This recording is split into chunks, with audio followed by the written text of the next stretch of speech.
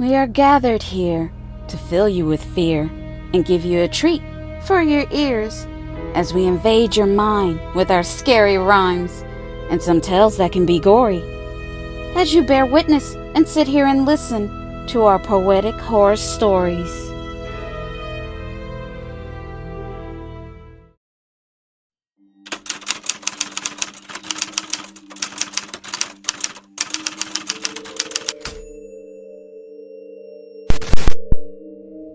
Today, I bought a used bed from a thrift store. My name is Amy, and I've been buying furniture to decorate my very first apartment. I'm filled with excitement. The apartment was small, but it felt cozy, quaint, and comfortable. I'm a student in college, and I work as a barista in a popular coffee shop. So all of the furniture I bought was used, because it was all I could afford. But to me that didn't matter, because the furniture was new to me, and my place was starting to feel like home. When the mattress arrived, I noticed a weird stain on the bed. It was faint and kind of resembled a body in the shape. But what did I expect? It's a used bed. So I continued to make my bed, and I pushed the stain out of my head. That night when I went to sleep, I had a really upsetting dream. In the dream, I wasn't me. I was someone else. I was in someone else's body. And I wasn't in my apartment. I was in someone's home, but it wasn't familiar to me. But I knew the layout of the house. So I got out of the bed, and I started moving about. I walked around the place, and when I walked into the living room, there was a body laying on the floor. I woke up suddenly, and I popped up quickly in my bed. I jumped up and I ran to my mirror to make sure I was myself. The dream felt real. And I was this other person. I couldn't begin to comprehend what just happened. I think I just had an out-of-body experience.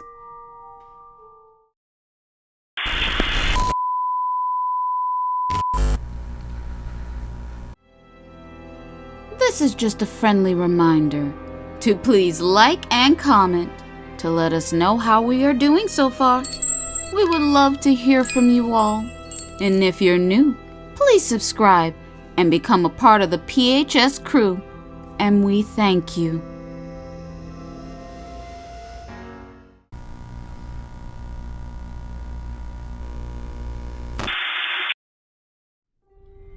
I decided to sleep on my couch for the rest of the night. I tossed and turned till the morning, as the sunlight shined through my blinds, blinding me with the sun rays of light. I was so tired. I didn't get any sleep at all. I couldn't stop thinking about that dream and what it could have meant. What was going on? And who was that person laying on the floor? But I shook it off and moved on with my day. I went to school, work, and I went to the grocery store. Just my normal routine. When I got home, I took a shower, cooked, ate, and watched some TV. Then I prepared myself for bed. I washed my face and brushed my teeth.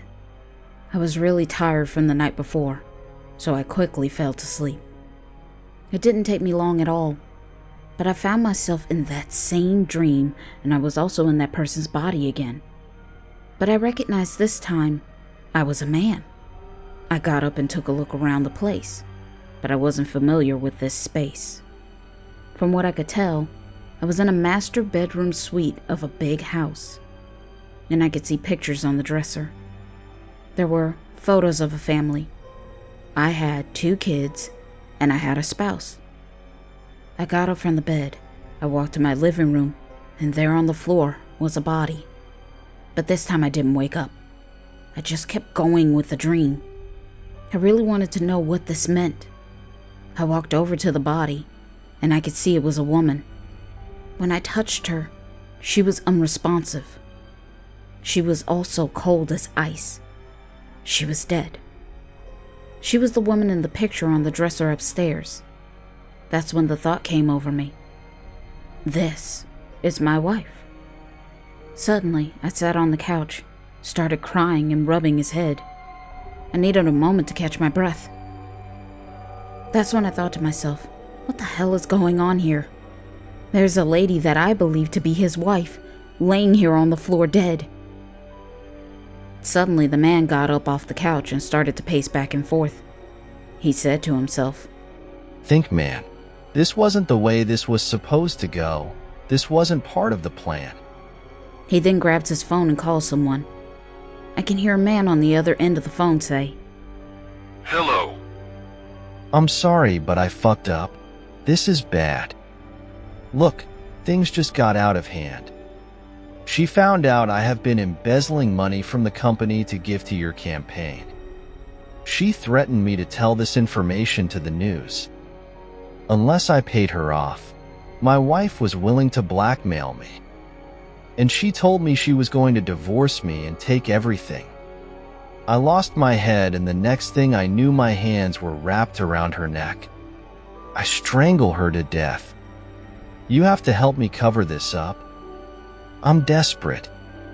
I have done favors for you in the past. Besides, if I go down, then you go down too. And I know you don't want that. You don't want anything I know to get to the news. Your political life is in my hands." The man on the other line never said a word, but okay. Then he hung up. I thought to myself, is this real? Did all of this really happen? Shit. Why can't I wake up from this nightmare? I could feel the man's heart beating out of his chest.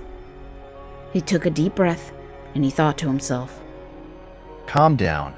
He promises to help you out of this mess.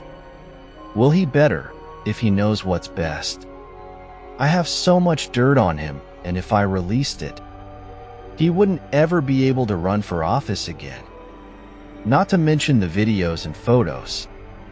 Hell, if they got a hold of those, they would put his ass under the jail.